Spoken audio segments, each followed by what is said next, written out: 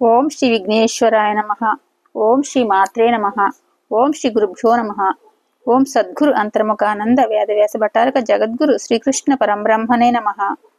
శ్రీమద్దేవి భాగవత మహత్యం భాగం 255గా చెప్పుకుంటున్నాం. ఏకాదశ స్కందము.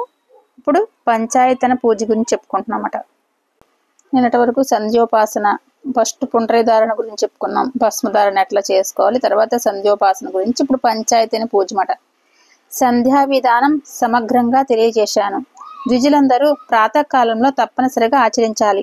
ఇది అయ్యాక స్వయంగా అగ్నిహోత్రం, అగ్నికార్యం చేసుకోవాలి. అటుపైన పంచాయతన పూజ. శివ శివ గణపతి సూర్య విష్ణు పూజలు పురుషకృత శ్లోకాలతో గాని అపౌరుషేయ మంత్రాలతో గాని వ్యాహృతులు ఈ పంచాయతన పూజ చేసుకోవచ్చు. క్రీశ్చతే ఇత్యాధికమైన మూల మంత్రాలు ఉన్నాయి, వాటితోనూ చేయవచ్చు. ఎవరి ఆచారాన్ని బట్టి వారు చేసుకోవాలి. పార్వతీదేవిని మధ్యలో ఉంచి ఈశాన్యంలో శ్రీ మహావిష్ణువు నుంచి, ఆగ్నేయంలో శివుని ఉంచి, నైరుతి దిశలో గణపతిని నిలిపి, వాయవ్యంలో సూర్యుని నిలిపి పంచాయతన పూజ చేయాలి. ముందుగా పార్వతీదేవిని అర్చించి తర్వాత తక్కిన దేవతలకు పూజలు చేయాలనేది క్రమం. షోడశ మంత్రాలతో షోడశోపచారాలు అందరికీ చేయాలి. విష్ణుమూర్తిని అక్షతలతోనూ, గణేశుడిని తులసితోనూ, దుర్గామాతను గరికపోచలతోనూ, దూర్వ అంటే శివుణ్ణి మొగల పువ్వులతోనూ అర్చించకూడదు. అర్థమైందా? గణేశుడు వినాయక చవితి ఒక్క రోజునే తులసిదళం వేయచ్చు అంటారు అన్నమాట. మిగతా రోజుల్లో ఎప్పుడు తులసిదళం వేయకూడదు. విష్ణుమూర్తిని అక్షంతలతో చేయకూడదు, గంధం అయితే ఇష్టం ఆయనకి. దుర్గామాతను గరికపోచలతో చేయకూడదు, అంటే గడ్డి. శివుణ్ణి మొగల పువ్వులతో, అది తెలుసు కదా, శివరాత్రి కదా, అందుకని వీళ్ళు మట్టుకి ఇది కంపల్సరీ చేయకూడదు. ఇంకా మల్లిక జాతి, కుటజ, పనస, కింశక, వకుల, కుంద, లోధ్ర, కరవేరక, శింశుప, అపరాజిత, బంధూక, అగస్త్య, మదంత, సింధువార, పలాశ, దూర్వాంకుర, బిల్వదల, కుశమంజరిక, షల్లకి, మాధవి, అర్క, మందార, కేతకి, కర్ణికార, కదంబ, పున్నాగ, చెంపక, యూదిక, తగర ప్రముఖ పత్రపుష్పాలు జగదీశ్వరికి అత్యంత ప్రీతికరాలు. గగ్గులంతో ధూపము, నువ్వుల నూనెతో దీపము అమ్మవారికి ఇష్టం. వీటితో పూజించి మూలమంత్రం జపించి అటుపైన విప్రుడు వేదాభ్యాసం చెయ్యాలి. ఇక అప్పటి నుంచి కుటుంబ పోషణకు అవసరమైన పనులు చేసుకోవాలి. తృతీయ దిన భాగానంతటిని వీటికి ఉపయోగించుకోవచ్చు. ఇది ఒక్కసారి వివరంగా చెప్పుకున్నాం. స్వయంగా అగ్నిహోత్రం అనేది చేసుకుంటారు కదా, అంటే అది కూడా చేసుకోవాలని. తర్వాత పంచాయతన పూజ అని ఉంటుంది. అది శివుడు, గణపతి, సూర్య, విష్ణు పూజ. ఎవరు? శివుడు, గణపతి, సూర్య భగవానుడు, విష్ణుమూర్తి. ఈ ఐదుగురిని పూజ చేయాలని. ఇట్లా వాళ్ళని అపౌరుషేయ మంత్రాలతో చేసుకోవచ్చు అని చెప్పారు. అలాగే ఇక్కడ ఆచారాన్ని బట్టి పార్వతీదేవిని ఒక్కొక్కళ్ళకి పంచాయతన అంటే మూడు ఒక్కొక్క పార్వతిని అయితే మధ్యలో, విష్ణుమూర్తి అయితే మధ్యలో విష్ణుమూర్తిని అట్లా పెడతారు కదా. శివుడు అయితే శివుడి మధ్యలో పెట్టుకుంటారు, అలా పంచాయతన. గణేశుడు అయితే గణేష్ మధ్యలో పెట్టాలి. అలాగే ఇక్కడ మన అమ్మవారి గురించి ఇది కాబట్టి ఇక్కడ పార్వతీదేవిని మధ్యలో ఉంచి, ఈశాన్యంలో మహావిష్ణువుని, ఈశాన్యంలో ఆగ్నేయంలో శివుణ్ణి, నైరుతి దిశలో గణపతిని, వాయుంలో సూర్యుడిని. ఇక్కడ పంచాయతీ పూజ ఇలా చేస్తారు అమ్మవారిది కాబట్టి. చేసాక పార్వతీదేవిని అర్చించి తర్వాత తక్కిన దేవతలు పూజ చేయాలన్నమాట. ఫస్ట్ మధ్యలో ఉన్న ఏ దేవత అయితే ఆ దేవతను పూజ చేయించి తర్వాత ఇది పంచాయతీ పూజన గురించి అందరి దేవతల గురించి నేను ఒక్కసారి వీడియో చేస్తాను. ఇదైతే దేవి భాగవతం కాబట్టి మధ్యలో అమ్మవారిని ఫస్ట్ పూజ చేయాలి. తర్వాత మిగతా తక్కిన దేవతలు గుర్తుందా? ఈశాన్యంలో విష్ణుమూర్తి, ఆగ్నేయం అంటే మనం కిచెన్ పెట్టుకుంటాం కదా, అక్కడ శివుణ్ణి, నైరుతి దిశ అంటే మనం పడుకునేది బెడ్రూమ్ లో నైరుతి దిశ ఉంటది కదా, అక్కడ గణపతిని, వాయువులో సూర్యుడిని నిలపాలన్నమాట.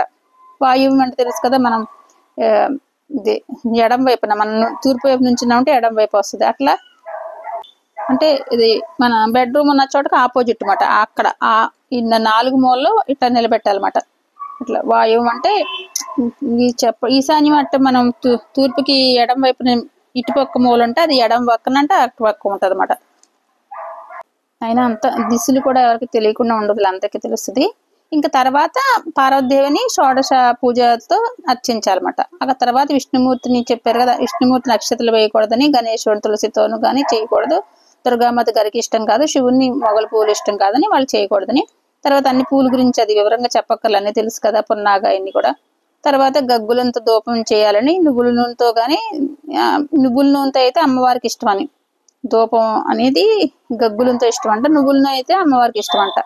వీటితో పూజించి అటుపైన విప్రుడు వేదాభ్యాసం చేయాలని, ఇక అప్పటి నుంచి కుటుంబ పోషణకు అవసరమైన పనులు తర్వాతే చేసుకోవాలని చెప్పారన్నమాట. ఇక్కడ అయిపోయింది పంచాయతీ పూజ గురించి చెప్పేసుకున్నాం. ఇప్పుడు మహాదేవి సమర్చన.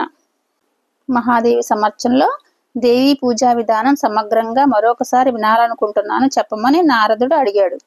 నారాయణ మహర్షి ఆరంభించాడు. శ్రీ మాతృపూజ ముక్తిప్రదం, సమస్త ఆపదలను తొలగిస్తుంది, సకల భోగభాగ్యాలను కలిగిస్తుంది. నారద, మౌనంగా ఆచమించి సంకల్పం చెప్పుకొని భూత శుద్ధ్యాధిక మంతా నిర్వహించాలి. మాతృక న్యాసపూర్వకంగా షడన్యాసం చేయాలి. సామానార్ఘ్య ప్రధానాధికంతో శంకుస్థాపన చేయాలి. ఇది వివరంగా ఏంటంటే దేవి పూజ చెప్పేశారు, కానీ నాకు మరొకసారి వినాలందరూ నారదుడు అడిగాడు. నారాయణ మహర్షి మళ్ళీ చెప్పడం మొదలు పెట్టాడు. ఈ శ్రీ మాతృపూజ అనేది మనకి ఎంతో ముక్తి రెండు కలిగిస్తుంది. అంటే మనకి సమస్త అన్ని అమృతాయని. భుక్తి అంటే మన భుక్తి ఉంటేనే కదా సరైన ఇంట్లో ఉండగలం, సరైన ఆహారం తినగలం. ముక్తి కూడా చాలా ప్రథమని చెప్పాడు అనమాట. సమస్త ఆపదలు కూడా తొలగిపోతాయి, అలాగే సకల భోగభాగ్యాలు అష్టైశ్వర్యాలు కలుగుతాయని కూడా చెప్పాడు అనమాట నారద. అలాగే మౌనంగా ఆచమించి సంకల్పం చెప్పుకోవాలి, మౌనంగా ఉండే ఆచమించి సంకల్పం చెప్పుకోవాలి, చెప్పినప్పుడు భూత శుద్ధిలన్నీ చేసుకోవాలి అని చెప్పాడు అనమాట. తర్వాత మాతృక న్యాసపూర్వకంగా శరణన్యాసం చేయాలని చెప్పాడు. ఇక్కడ సామాన్యంగా అర్ఘ్యం ప్రధానకంగా శంకుస్థాపన చేయాలి. అర్ఘ్యం ఇచ్చి శంకుస్థాపన అంటే ఒక అర్ఘ్యాలన్నీ ఇవ్వాలని చెప్పాడు అనమాట.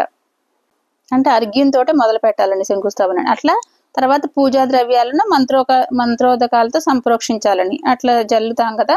గురువు అనుమతి పొంది పూజకు ఉపక్రమించాలంటే ఓం శ్రీ గురుభ్యో నమః అనుకుని గురువుని అనుమతి పొందాలన్నమాట.